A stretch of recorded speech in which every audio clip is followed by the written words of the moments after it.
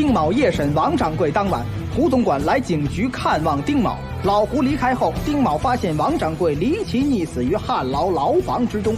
郭德友前来，经过一番推断，告知丁卯已经断出真相。肖兰兰查出玄武铜像出处，得知丁义秋、胡海江、郭纯20年前带兵剿灭了一个叫做魔古道的邪教组织。小河神利用丁卯伏法的假消息，逼出杀死王掌柜的真凶胡总管。胡总管对于杀人事实供认不讳，但却不愿透露半点杀人动机。与此同时，老河神郭纯失踪，这才引出来郭德友破案，胡海江认罪，冯二马、陈氏码头、曹运商会要文斗医生门。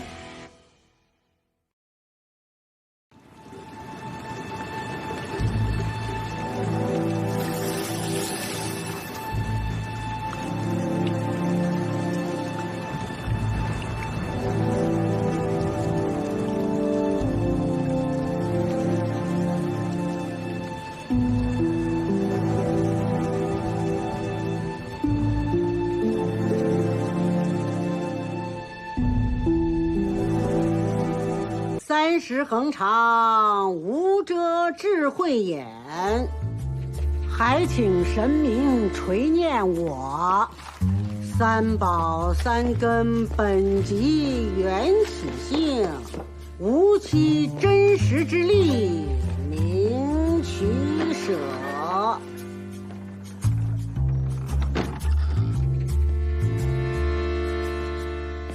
仙姑，有人捣乱，莫怪我。要何折来，我应承。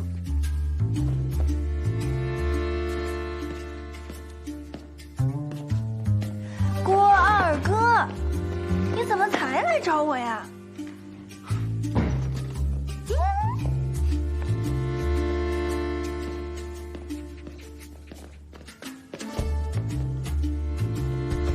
哎，你找什么呢？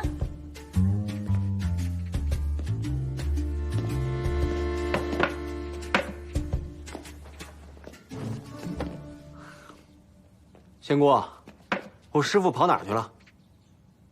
郭老纯不见了，不然我也犯不上来问你啊。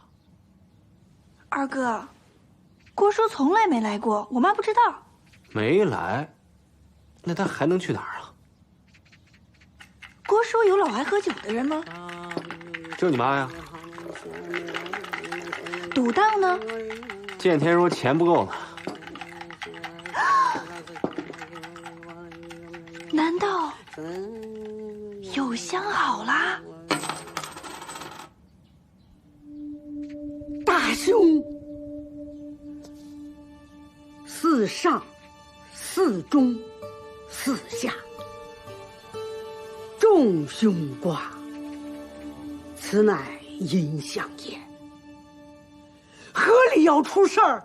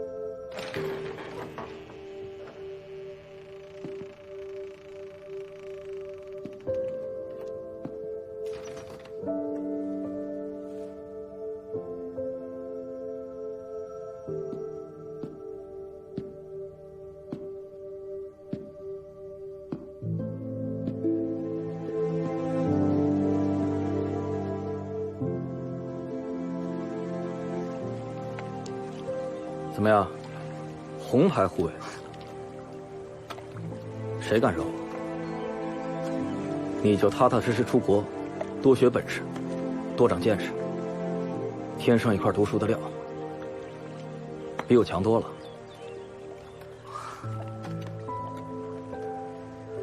商会这边有我呢，肯定稳稳当当的。你就好好学东西，什么心都别操。哎，等你回国了，咱再把商会开到外国去，怎么样？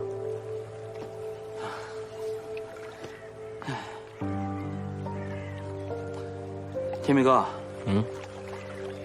你也别整天打打杀杀的了，啊？哼，曹营的地界天天有人惦记，我是红牌护卫啊，我不打，明儿叫人给占走了。行了，全天津谁能打得过我？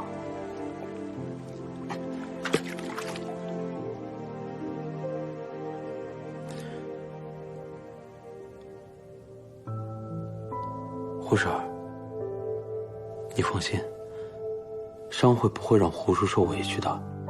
天明和胡叔都是为了漕运商会，只要漕运商会在，就有你们一天吃的。少爷，这话胡婶担不起。我知道，胡叔的事儿是我考虑迁就，可是这日子不还得过下去吗？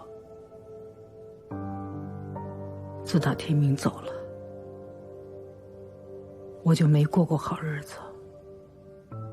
走的时候，好端端的一个人，回来的时候，手脚都凉了，被人看的身上没剩下一块好地方。后来，我就没跟老胡正经说过话。我一看到他，就想起天明。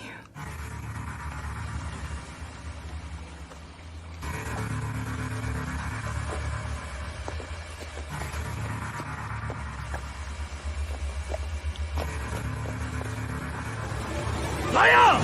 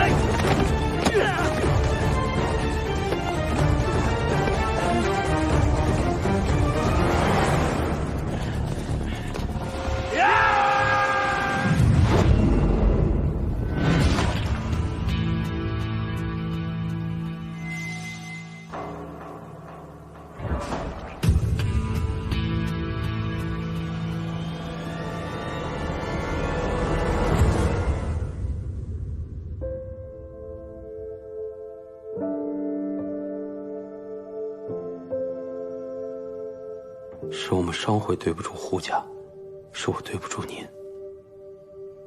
胡海强作为商会管事儿的，我不挑理儿，舍小家为大家，都是为了顾全大局。但他作为一个父亲，一家之主，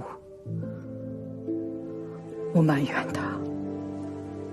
说句不该说的话，我一直觉得少爷您才是他的亲生儿子。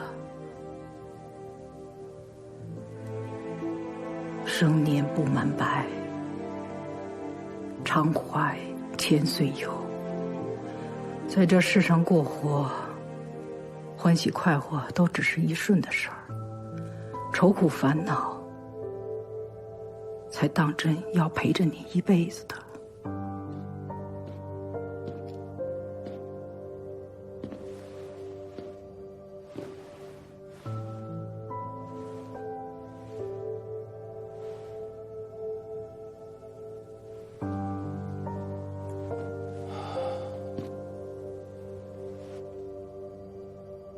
少爷，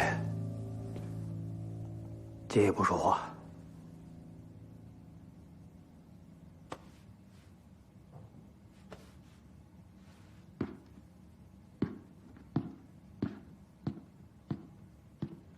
咱们的人在医生门的地盘出事了。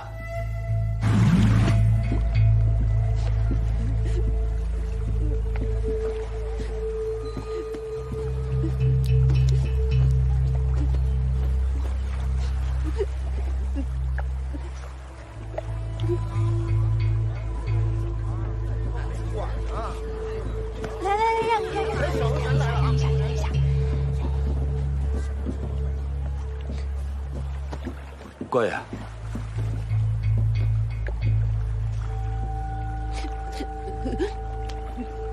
苦主，儿子，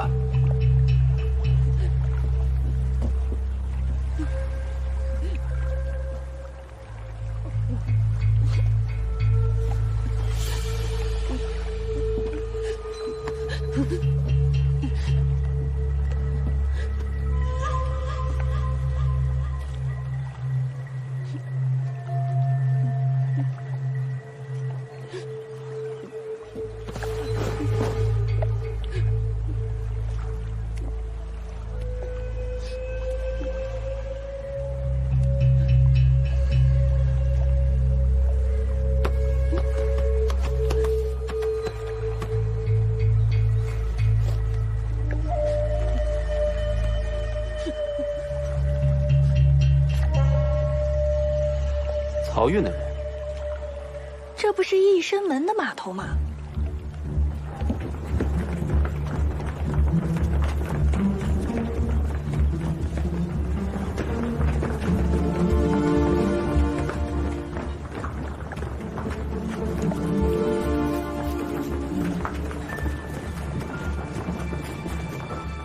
谁干的？担着人命的自己给我滚出来！哎呦喂，这世道变了，这于四成了漕运商会大当家的了啊！退疯子，我的人死你地盘了，今儿你要不给我一说法，我把你这儿拆了。关我屁事！要泼脏水去别的地儿，少他妈跟我这儿撒野！兄弟们，不让，不认账啊！莫非这医生们打算易主了？嗯，易主了？这他妈屎盆子谁敢接呀？啊！想干嘛？想干嘛？老大死了，老二坐牢，少东家不管事儿。你们漕运商会亏心事儿干多了吧？犯了河妖，遭了报应，自己积点德，赖不得别人。你这么……漕运商会是我们丁家的买卖，那么漕运商会的人就是我丁家的人。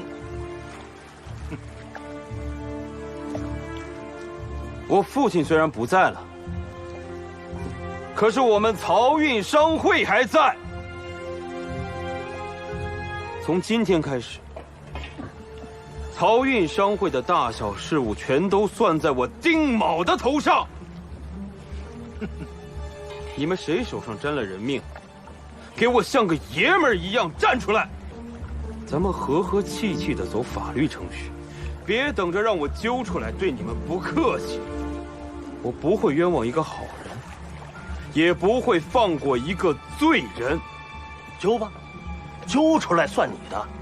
如果你揪不出来，无凭无据在我这码头上闹事儿，到最后你得给我个交代。今儿你们谁也走不出去。让开！快让开！警察办案，让开！让开！哎呀，这是聊嘛新鲜事儿了？那么热闹啊！还有没有地儿让我也凑凑热闹啊？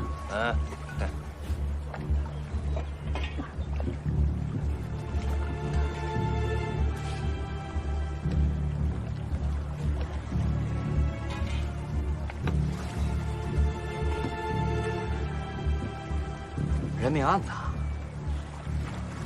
咱们说啊，看您谁的人？漕运的人。你的地儿，可不吗？混饭的地儿。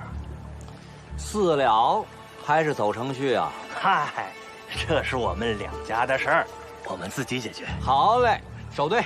人命案，走程序。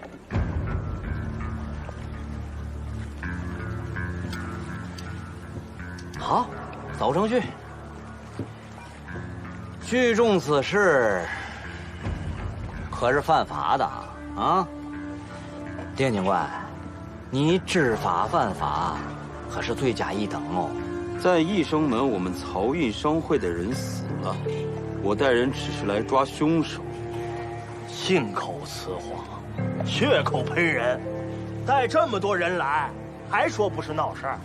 哎，断案子讲证据啊，别光打嘴仗，给我看点要紧的。那就查出冯二马是怎么死的。啊，你干嘛？验尸啊！不成，不成。他是谁啊？漕运商会的丁少爷，这不明摆着把屎盆子往我义生门头上扣吗？再说了，副队长，您看看这脖子上的伤口，一看就是疯狗咬的，没准儿就是他们漕运商会的看门狗没管住，咬死了人，扔我这儿来了，栽赃陷害。放屁！不该就是你他妈这条疯狗咬的！哎，干嘛呢？当我不存在啊？你们都这么大的人了，能不能懂点事儿啊？怎么哪儿都有你小子？死者为大。这么小的孩子刚刚没了爹，你们在人家尸首面前骂骂咧咧的，合适吗？义生门说没杀人，漕运商会信不过，丁少爷现在要验尸，义生门又不愿意，副队长秉公办案讲证据，大家所有人都聚集在这码头上面，但我看呀，还是解不开这葫芦案，总不能把尸体就这么晾着吧？依我看呀，这尸体还是我们捞尸队捞上来的，老规矩，先敛回到龙王庙里放着。今天你小子挺要紧，赶紧把尸体敛走，晾在这儿算怎么回事啊？哎，这不成，谁不知道你俩是师兄弟？你们这是商量好了是吧？这个，副队长，人是死在这里的，这里管事的人都在，死者的主家在，苦主也在，现在警察也来了，但凡跟这案子能沾上关系的，算是齐活了。可是还是断不开这个案子，现在人还不让我连走，那我就真没辙了。不然，你们两边打一架？好啊！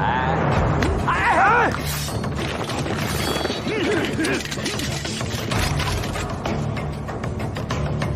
都给我放下！瞎起嘛哄，一个不要紧。我说话没听见是吗？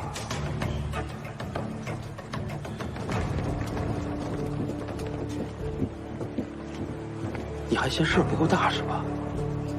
啊！已经出了一条人命了。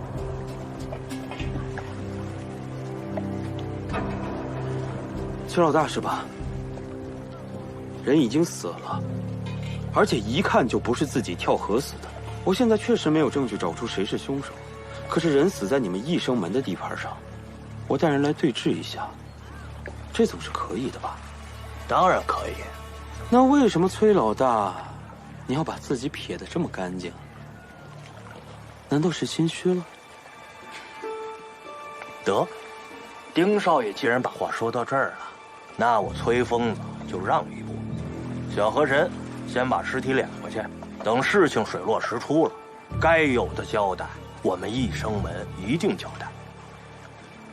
可是刚才这位于四爷又生一事儿，咱们也必须把他说清楚了。什么事儿？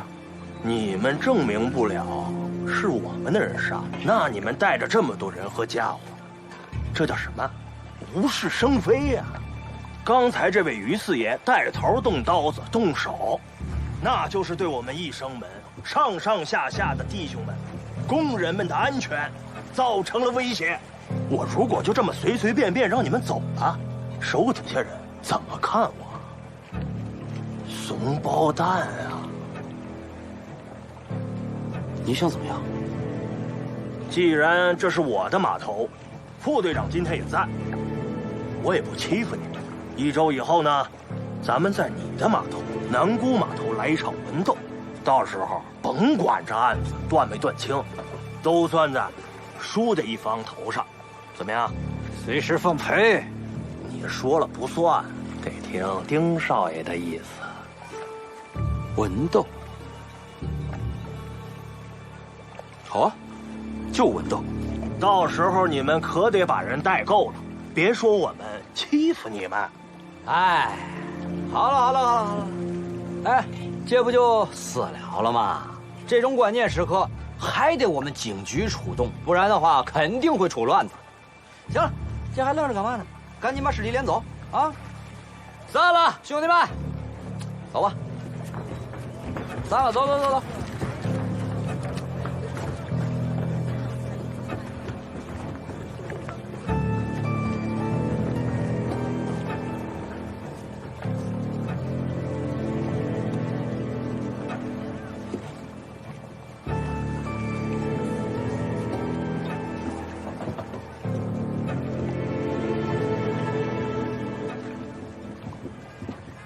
走散了啊！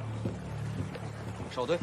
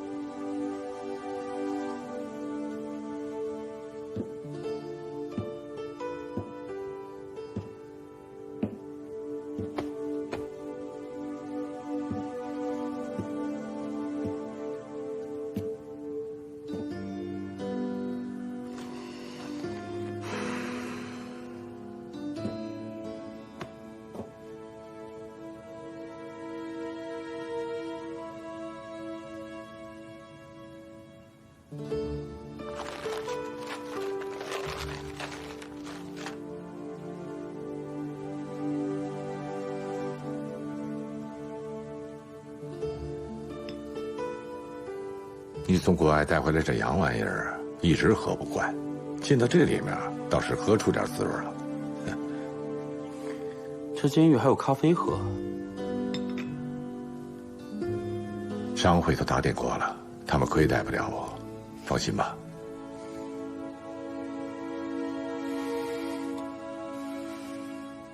你是不是有很多问题要问我？你要答应我一个条件，我就都告诉你。您说。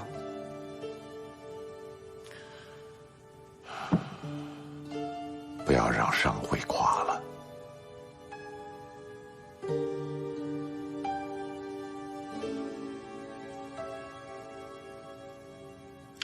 你放心。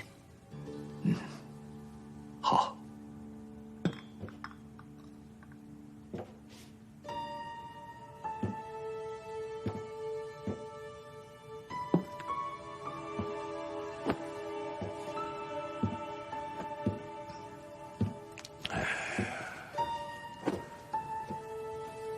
你打算让我从何说起呀？魔古道。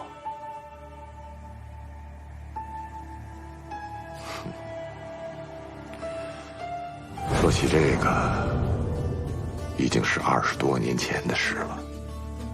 天津发了一回邪门的大水，受灾严重，尤其是下河哨的启明村，几乎被全部淹没。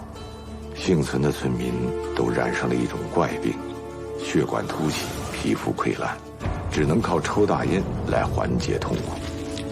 不久，启明村兴起了一个叫做魔古道的邪门教会，教徒们相信世间存在一位圣童，是河妖的化身，能够引领世人免遭自然灾害和疫病的侵袭。为了找到圣童，村民抓遍了天津卫的小孩，逼他们喝下病人的血。他们相信，哪个孩子能活下来，那他一定就是圣童。这在当时是轰动天津的大案，老百姓都说是一场大水，真把河妖给冲出来了。官府下令剿灭魔古道。那时候，你父亲还是总兵，我是副手。老百姓都说河妖得让河神去镇，全都跑到龙王庙去求郭纯郭师傅出马。最后，便是丁会长、郭师傅和我3人一起带兵赴启明村剿匪。然而，风声走漏，魔古道提前做了准备，其中有一个通晓异能之人，不知用了什么妖法邪术，竟然让我们几百号官兵如同犯了疫症一般，互相残杀，损失惨重。虽然最后剿匪成功，但是那些被掠走的孩子几乎都没能幸免。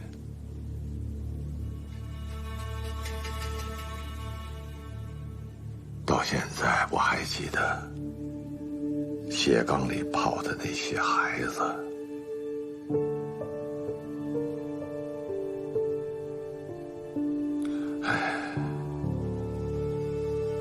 官府觉得剿匪这一仗打得不漂亮，把消息一概按了下去。通晓异能的蘑菇道主脑被关押进监狱，郭师傅继续回去捞尸。我和你父亲从此就离开了兵营，开始经营漕运商会。事件算是暂时平息，赶上了好时候，生意做得不错。不过10几年的功夫，把漕运商会做成了天津最大的买卖。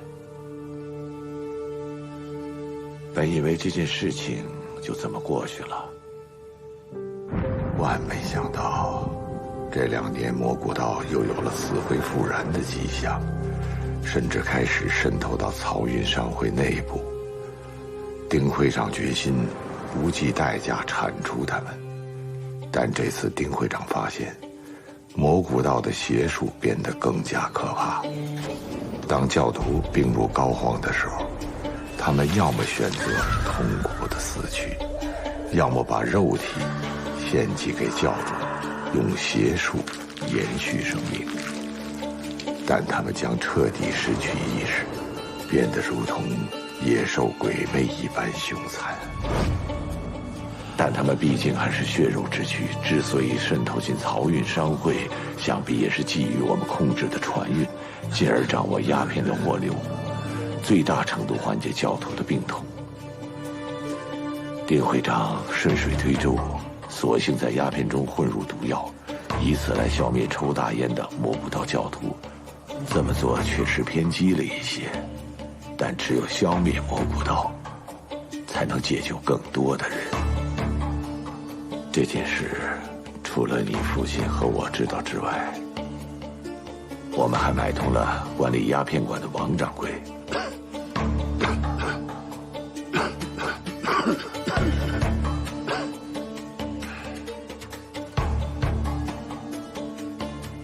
钱子贤本来只是一个普通的烟客，但仗着跟肖秘书长的关系，硬要插手烟馆生意，还威胁王掌柜，若不照办，立即报官。王掌柜只好用毒鸦片杀死了他。但没想到，少爷您居然查到了烟馆，抓到了王掌柜，所以，我唯一确保不让事情败露的方法，只有杀人灭口。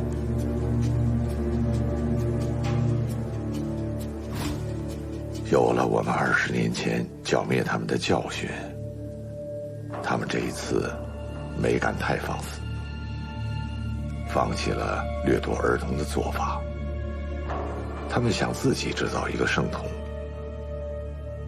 让临时教主和处女产下一子，再按照他们的方式把孩子培养成符合条件的圣童。是薛圆圆吧？好在丁会长提前掠走了那个孩子。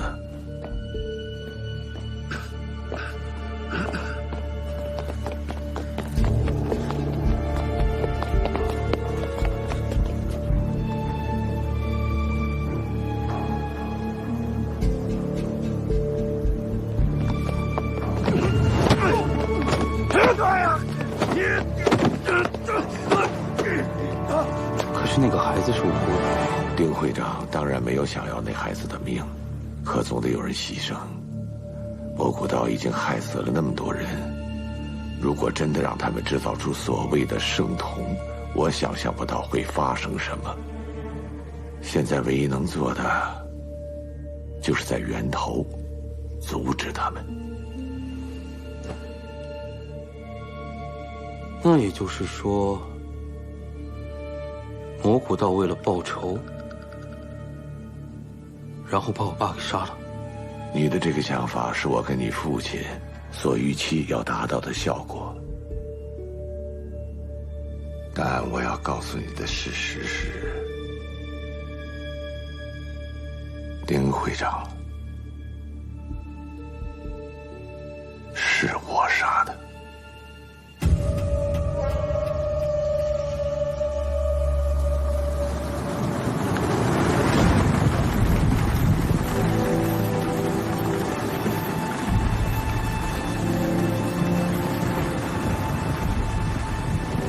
丁会长，就没有别的办法了吗？这是最理想的办法。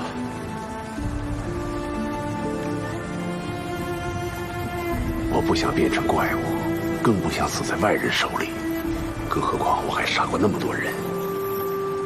但你这也是为了救别人。那个孩子是无辜的。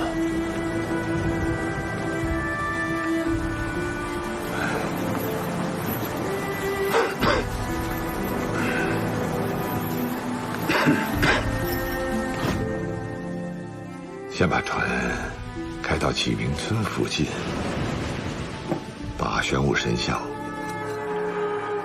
搬到船上，然后再把船开到荒无人烟的大海上，用铁链把丁会长和玄武神像绑在一起，然后连人带玄武神像一起扔进水里，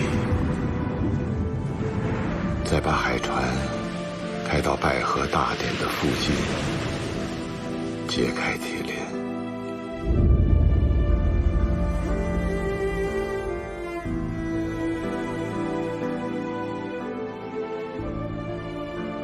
为什么一定要在拜河大典那天？当年我们剿灭魔古道后，将余孽在玄武像下处死，求玄武大神能镇住河妖，保佑海河平安。在抢夺圣土的过程中，丁会长受伤，我们才知道魔古道的病毒会通过伤口传染。丁会长只好出此下策，想要用自己的死唤起大家的清醒。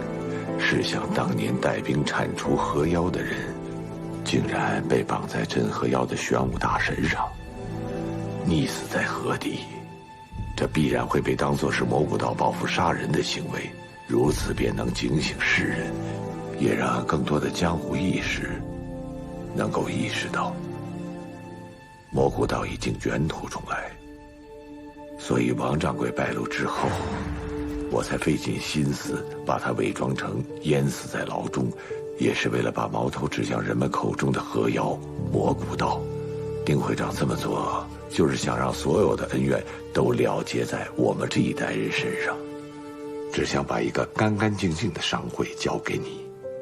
如果曹云商会过去做过一些见不得人的事，那丁会长和天明的死，还有我现在的境地，应该足够偿还了吧？少爷，接下来曹云商会就靠你了。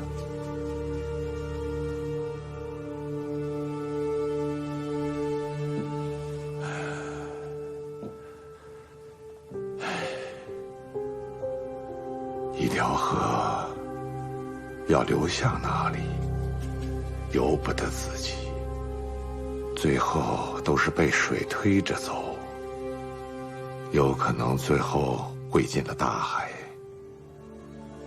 有的也可能在哪个看不见的山沟里就干枯了。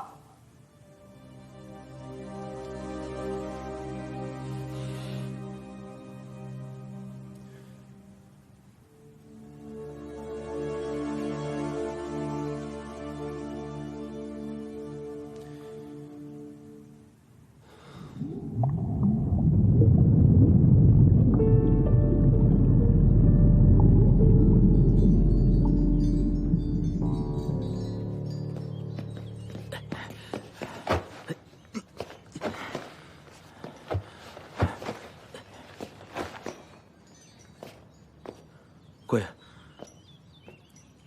郭爷，郭爷啊！哦，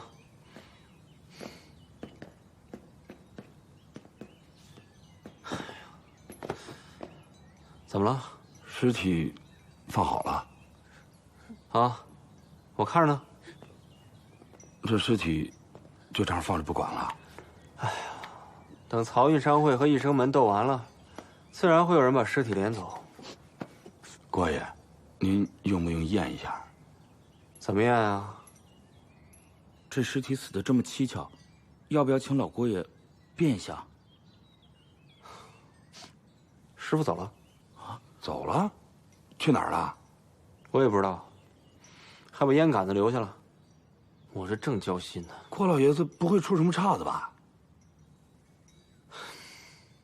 现在天津地面不太平，你们都留神点儿，让兄弟们去老师傅经常去的几个地方打探一下，他最近都见了什么人，做了什么事。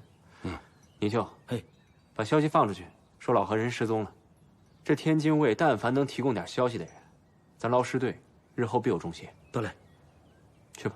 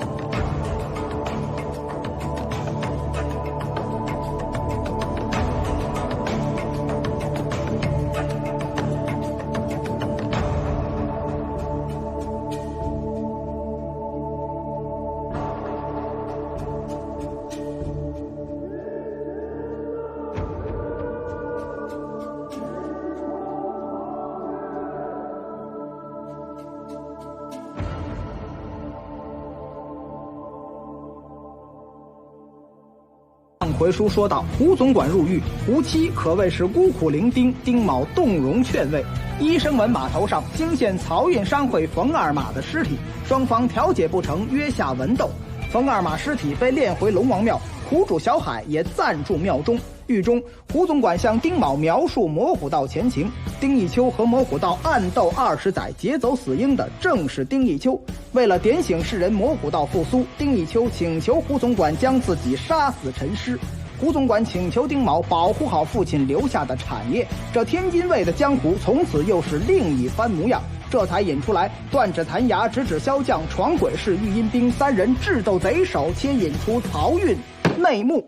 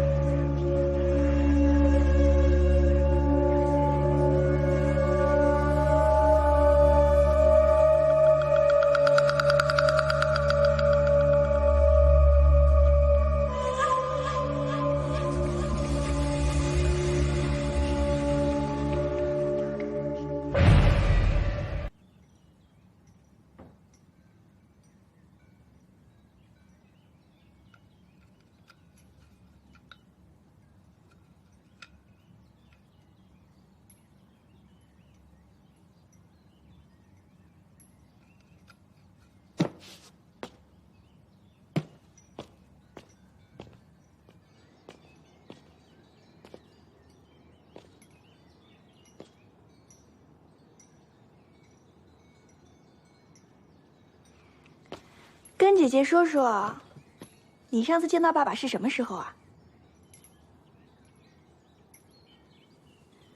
那小海昨天去过哪里玩啊？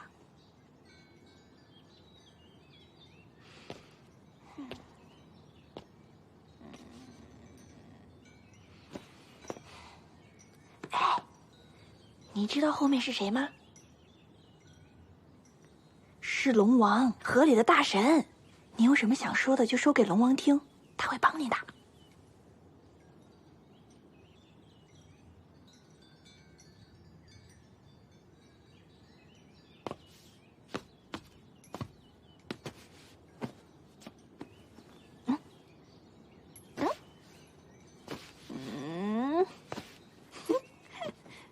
那姐姐给你讲个故事好不好？听老人们说呀，这海河里以前长成一种鱼，它长大了跟塔木鱼长得差不多，但是又比塔木鱼大很多很多很多很多很多很多。尤其是它这鱼背上居然长着那种长长的黑毛，这可不得了了。这种黑毛还可……好了好了好了好了，我不说了不说了不说了不说了。那小海想不想吃什么呀？姐姐带你去吃好吃的呗。切糕、糖饼，还是炸果子？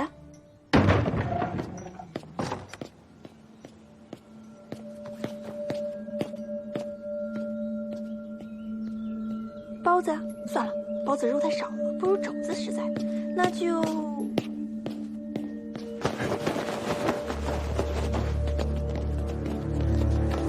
出什么事儿了？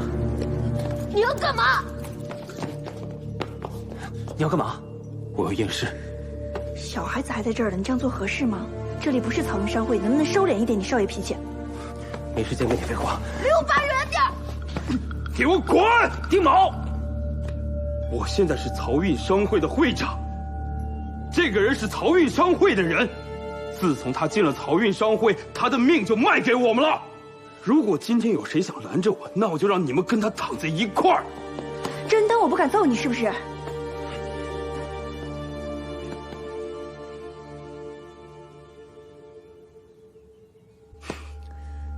小海，走，我们先走。没事没事，哥哥在这儿呢。走。你们根本就不清楚现在情况有多紧急。你跟一个飘子较什么劲？蘑菇道。什么？你说过，师傅走是因为蘑菇道，所以冯二马的死跟蘑菇道也有关系。你又知道了什么？蘑菇道会用邪术操控尸体，把他们这些人变成没有意识的野兽。邪术？操控尸体？听少爷您不是一向相信科学吗？就是因为不相信，所以我才要弄清楚到底是怎么回事。就算如你所说，那您又怎么证明这伤口是被真的野兽给咬的，还是被像野兽一样的人给咬的？这个能证明吗？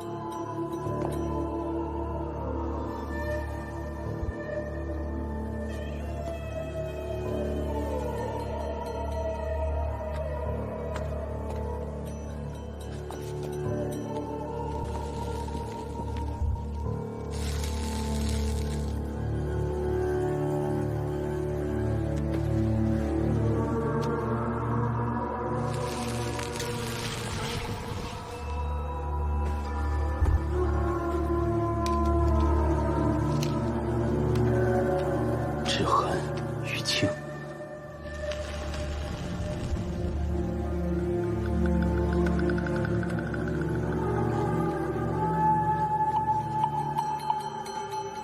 少一根手指。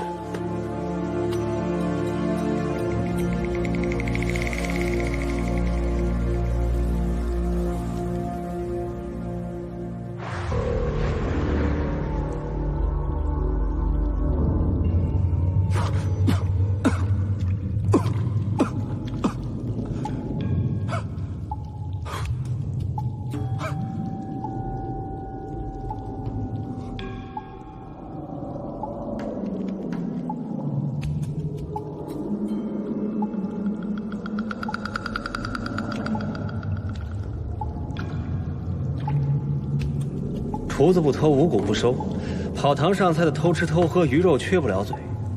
这颗牙粗糙无光，平日里一定是粗茶淡饭。不对，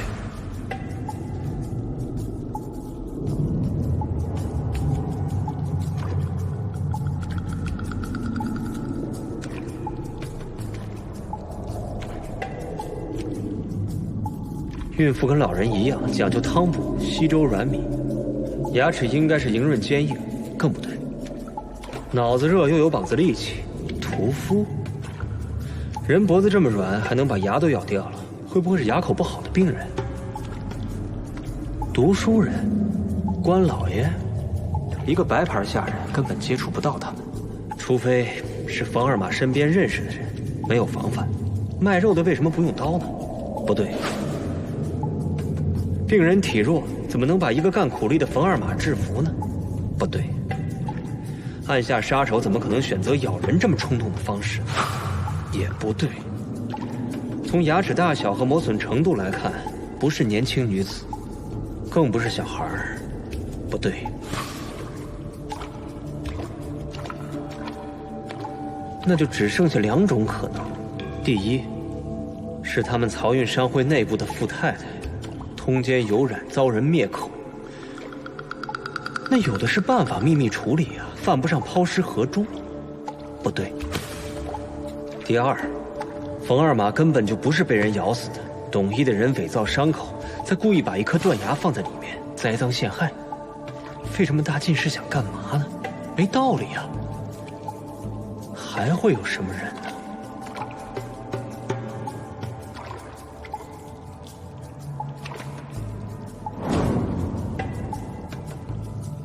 这个到底是谁的牙？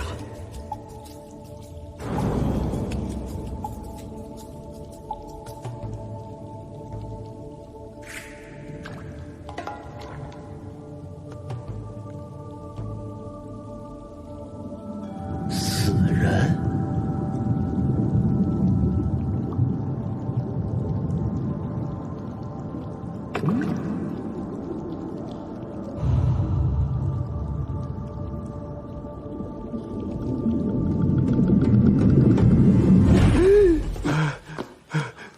你怎么又抽烟啊？飘子，对，那颗牙齿是一个飘子的，是一个死人的牙齿，一个死人咬死了冯二马。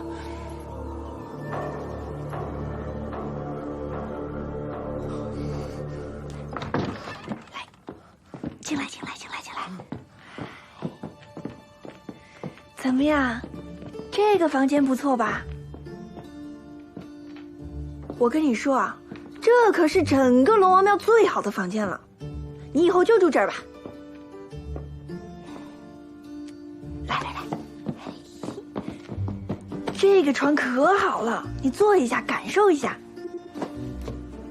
是不是很舒服呀？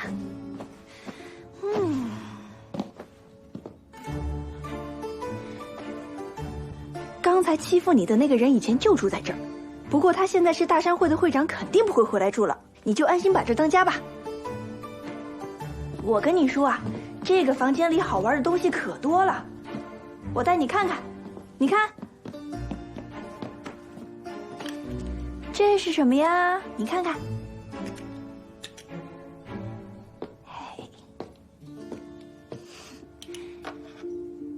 小海。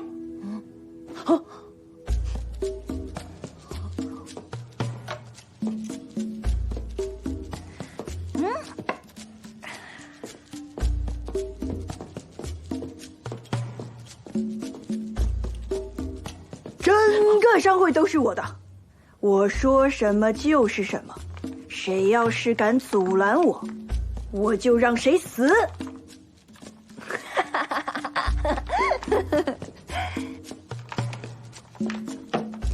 这个房间里的东西，你想拿什么就拿什么，想睡哪儿就睡哪儿，可劲儿造。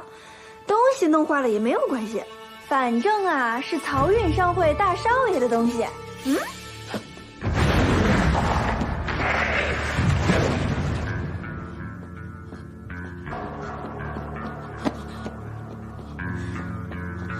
小海，你没事吧？怎么了？没事没事。哎呀！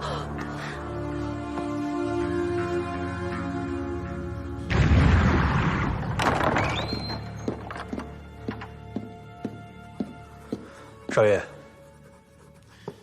咱们在义生门有没有安插眼线？你要打探什么呀？我想知道义生门有没有人左手少了一根无名指，指痕淤青，少一根手指。好，我去办。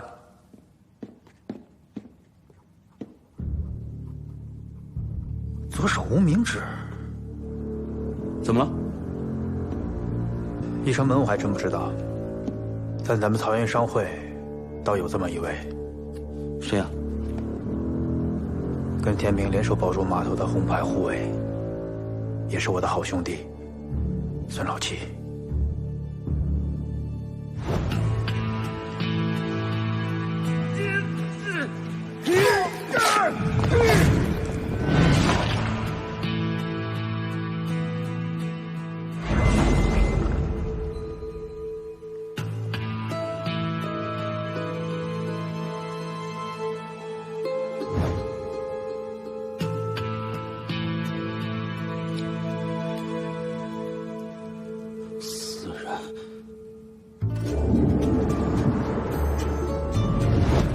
你能再重复一遍吗？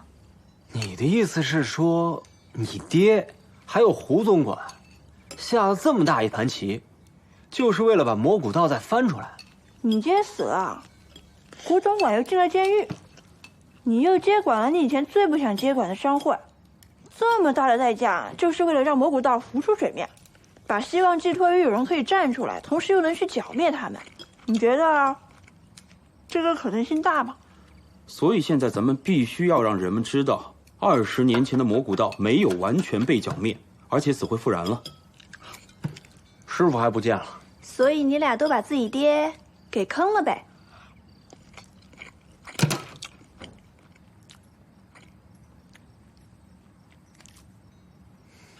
虽然我也很想知道这里面有什么名堂，虽然我也接受不了师傅有事瞒着我，但是贸然前往，一定是无功而返。这冯二马确实是被死人给咬死的，很明显。现在唯一的线索就是去义生门，查一查有没有一个断了指的死人，而且还诈尸。你也看到那个死人胳膊上的指痕了？废话。可是你还是错了，不用去义生门，在我们漕运商会就有一位符合条件。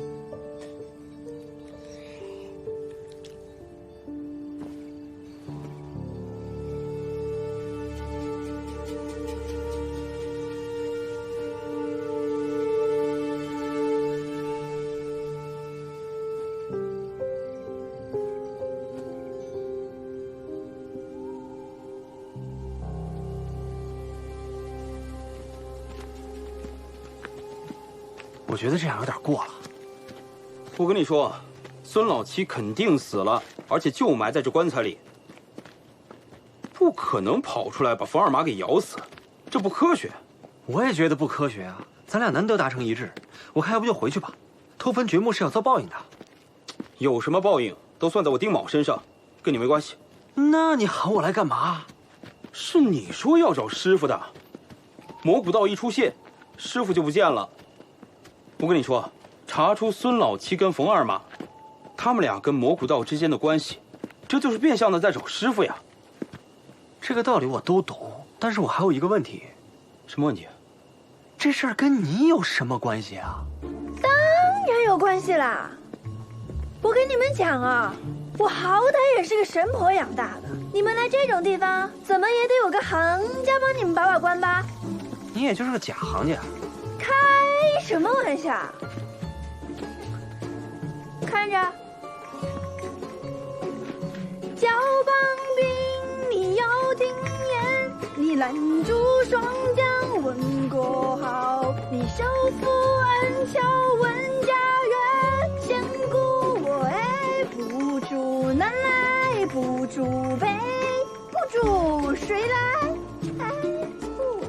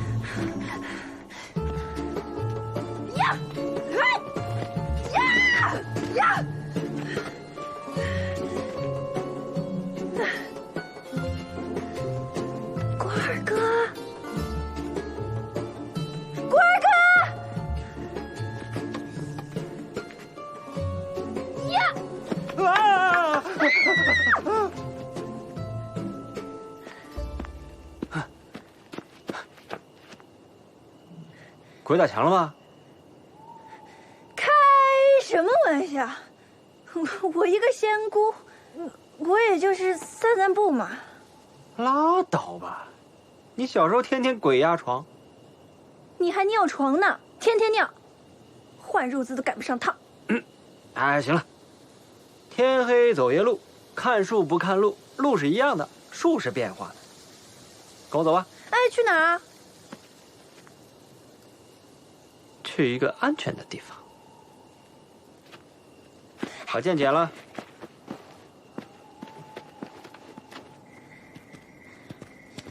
这就是你说的安全的地方？这地下躺着这么多人陪你，还不安全吗？你能不能不要吓我了？你怎么这么怂啊？你不是神婆养大的吗？你不是仙姑吗？就算有鬼有神，那也得敬你3分吧？看着干嘛？帮忙啊！我刚刚把一个同伴从迷途中给解救了出来，费了我很大的劲儿。我现在需要休息，能不能别耍嘴皮子，赶紧干活？为什么挖坟非得选晚上啊？这白天也不会有人来啊。鸡鸣灯灭不摸金。我们又不是来摸金的，我们只不过是来检查尸身的嘛。那也得讲究，这是老理儿。你别傻站在这儿啊！快去帮一下我们丁会长，我去巡逻一下，帮你们把把风。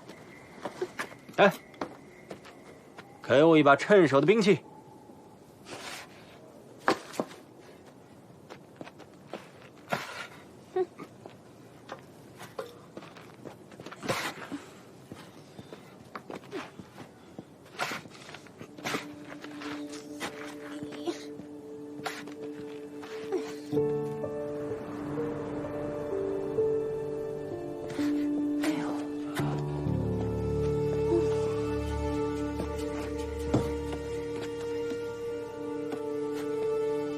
这棺材被人动过了，你怎么看出来的？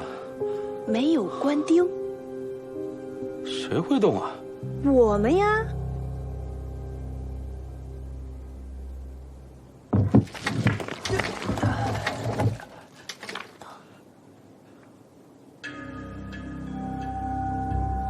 这个孙老七真的自己跑出来咬死了冯二马？不可能，确实不一定。起！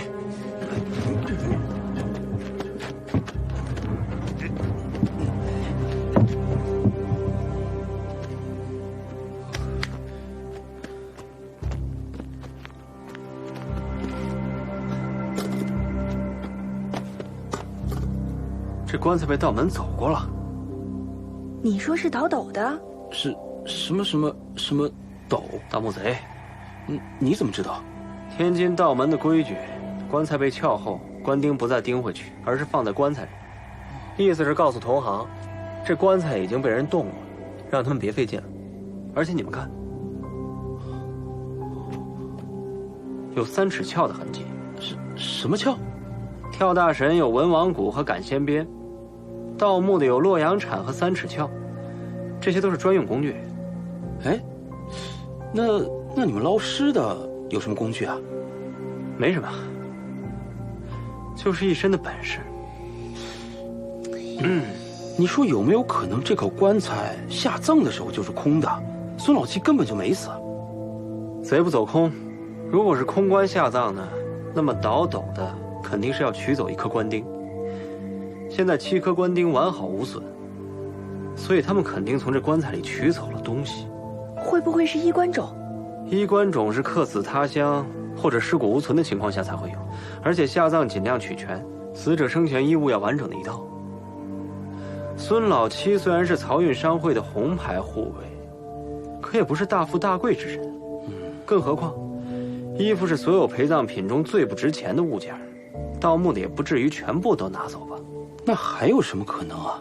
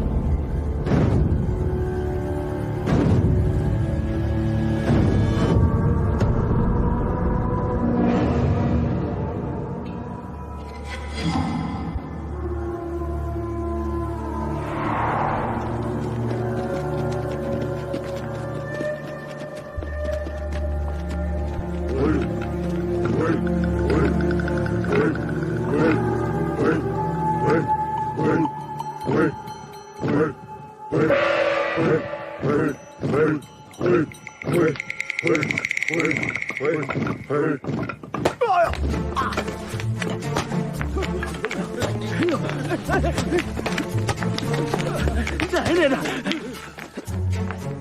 哟，还是本地鬼啊！哼，几个倒斗的小贼。哎，会不会跟孙老七的棺材有关系啊？有可能。别急，我知道他们要去哪儿。哪儿啊？你去过？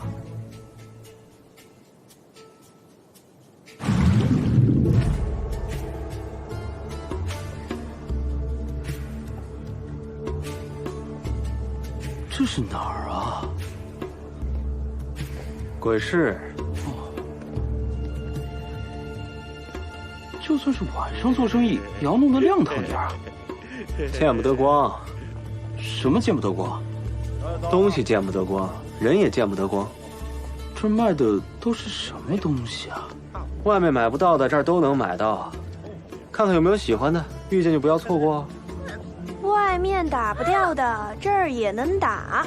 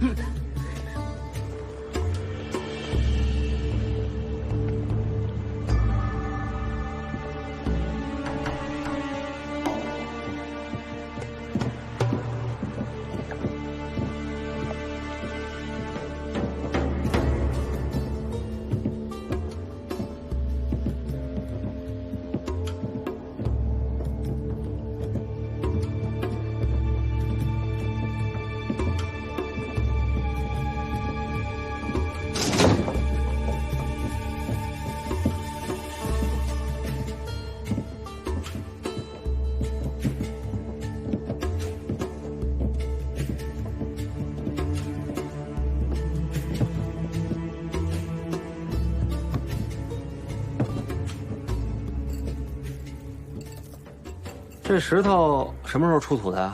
那是翡翠。哦，翡翠。哎，这儿有没有什么倒斗的？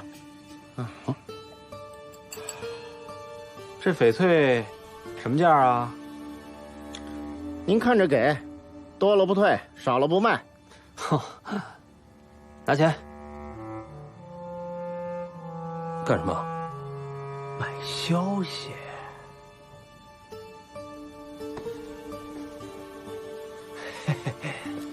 哎，你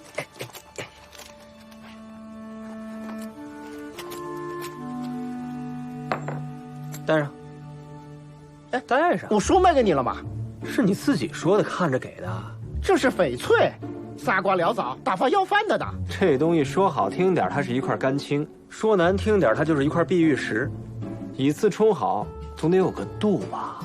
多了不退，少了不卖。这镯子也就值1个大洋，其他的算我给你打听一些人。什么人？刚才这位小哥也问过了，那些假装阴兵的人一般在哪儿销赃呢？这是鬼市，不是外面。做生意是其次，主要混的就是个规矩。大伙儿身份都见不得光，说出来都是犯忌讳。你以为我会为了你这点小钱，让自己哥们儿难堪？少往自己的脸上贴金了，小鬼！倒斗的都把玉器叫做石头，你连这个都不知道，还敢说跟他们是一伙的？你们如果真是兄弟的话，你在这儿能卖这些破烂玩意儿啊？谁下葬的时候拿这些东西陪葬啊？当然了，这规矩是死的，人是活的嘛。啊，有时候吧，忌讳不忌讳的，还得看到不到位了。啊，到位吗？一看就是有里有面的场面人。对不起您，我也不能对不起这现大洋啊。如果你真想讨点好的玩意儿，你往上面去。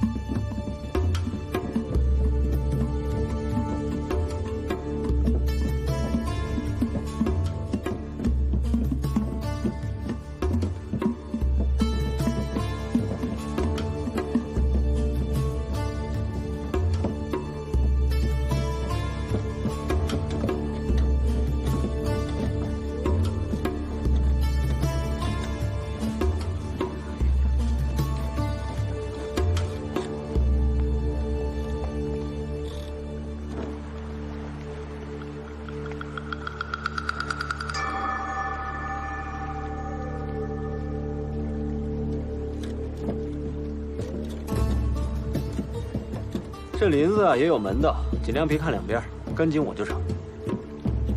为什么这些江湖人门道规矩会有这么多？街头市井，旁门左道，混江湖免不了躲在阴影里讨生活，可没了太阳就得有个约束，要不然大家心里都没个底，还怎么做事儿？既然立了规矩，明摆着说清楚就是了。三教九流，五行八作，各有各的需求和禁忌，有些事情是说不清楚的。有个遮掩啊，一方面可以减少很多不必要的麻烦，另外一方面也可以分清是不是一路人。最重要的是能保留一些秘密。你怎么突然对这些事情这么上心了？你不是一直瞧不上这些下九流的事儿吗？以前觉得跟这些江湖事沾不上边，现在不一样了，还要多问多学。还沾不上边啊？漕运商会说好听了叫商会，实际上就是天津最大的帮派。你再努力努力，都能一统江湖了。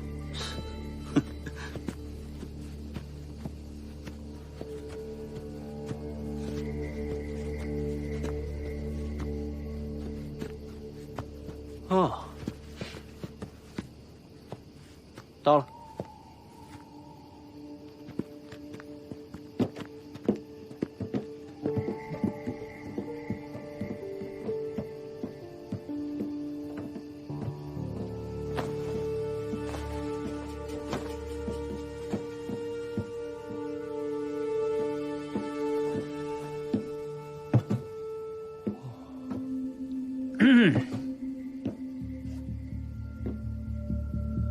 几位，说多了没劲。刚才咱爷们儿打过照面了。你说这话我可就听不懂了。咱爷们儿是跟死人打照面的。那赶巧了，今天我们来就是要打听死人的消息。孙老七，孙英的墓，你们到过他的墓吗？你俩这是在跟我打听事儿吧？我今天没带够钱，我问你什么，你说什么。改明儿我找人给你送过来。少来这套，那就把话挑明了，您吃哪套？不是来拿东西的，就赶紧给我滚蛋，别耽误我做生意。不说吃哪套，就是吃硬不吃软呗。好看，好看，洛阳产对赶弦鞭，都是自己平常吃饭的家伙事儿。不过我这姐们下手可狠，就你们几个天天昼伏夜出不见天日，干的还都是缺德折寿的买卖，身子骨肯定虚吧？就算动起兵刃了，恐怕也不是我们这位姐们的对手。更何况，这里还有俩大老爷们呢。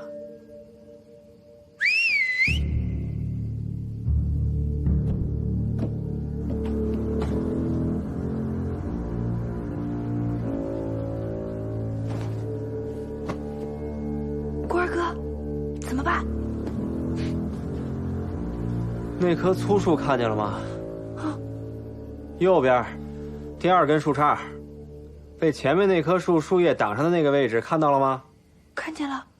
看准了那个位置。哦。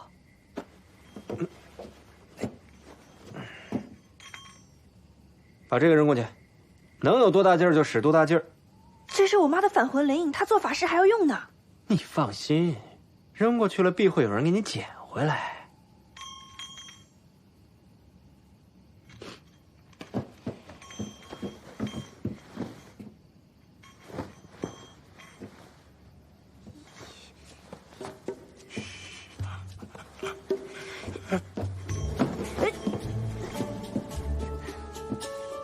是那儿是吧？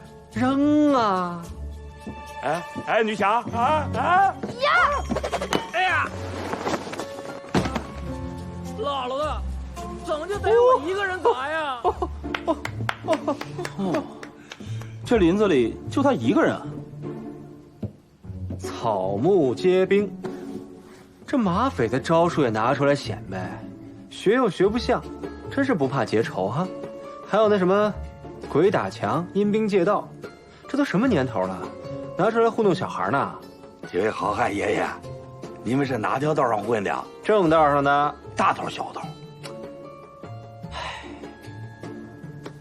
睁大你那双贼眉鼠眼，瞧明白喽！就非要我把话说这么明白，还大道小道。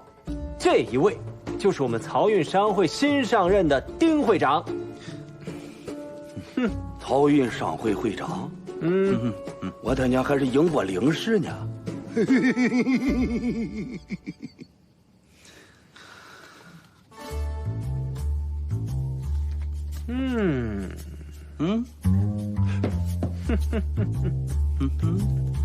还真是丁会长，丁会长，不好意思啊，是的，我见过你，哎，快，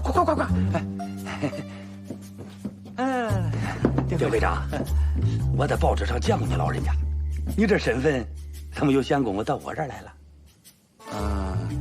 我来这儿干什么？你心里不清楚吗？啊？你是为了那事儿？这不废话吗？丁会长都亲自出马了，还能是什么事儿啊？要是那事儿吧，确实是俺们办的不地道。怎么个不地道？尸体还没运出来，就先把饮酒壶和真丝手帕运走了。是孙老七吗？对啊，你看这会长都来了，难道你不是打听漕运的事吗？当然是啊。不过这东西呀，已经出手了，我们把钱退给你，估计你了也瞧不上。江湖规矩俺懂，丁会长，你说吧，俺们认罚。这漕运商会打点你们的还不够花吗？这位爷，你这话是怎么说的？漕运商会定期都会给你们道门打点费，目的就是让你们不要动漕运商会的墓，图个死者安宁。既然你说你们懂规矩，那就当着漕运商会会长的面好好说说，为什么要盗孙老七的墓？等等，几位爷，咱们是不是聊岔劈了？啊？什么意思啊？我们可是每年不光拿着你们漕运商会的打点费，但凡有头有脸的人家，那可都是明白这个规矩的。这个规矩要是让俺们给破坏了，那俺们还怎么在江湖上立足？你刚才自己说，你们把陪葬的丝巾和酒壶给顺走了，还说你们没开孙老七的棺材。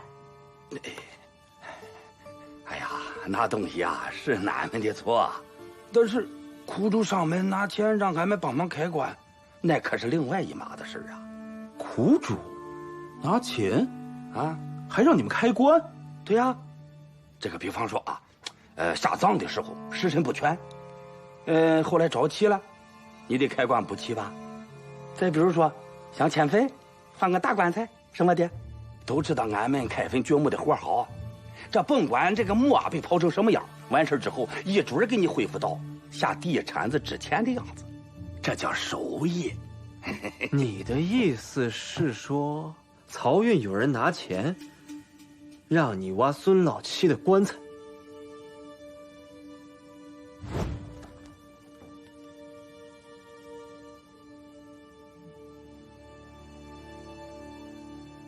孙老七是你们漕运商会的红牌护卫，你一个白牌下人，是苦主吗？活着是分白蓝红银阶，可是这死了，就都是漕运的人，怎么不是苦主啊？理儿是这个理儿，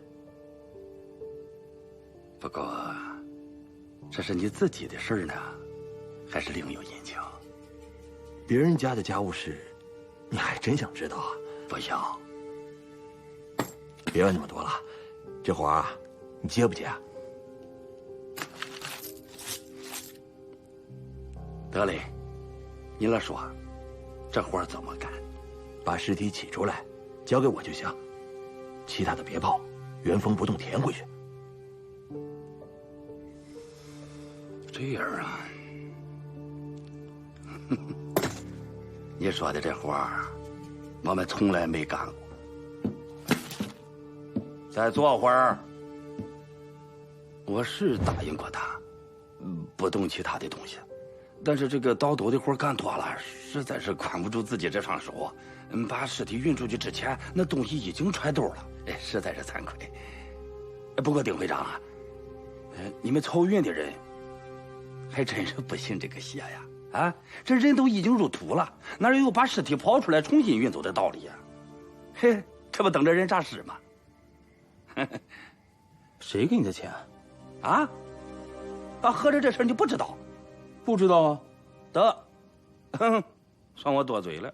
不是有身份卡吗？这个有。至于写什么名我忘了，因为当时没过脑子。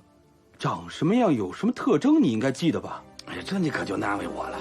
你都搁这站半天了，我不也没认出来你是丁会长吗？这鬼事啊，见不得光，要的就是互相瞅不清，省得惹麻烦。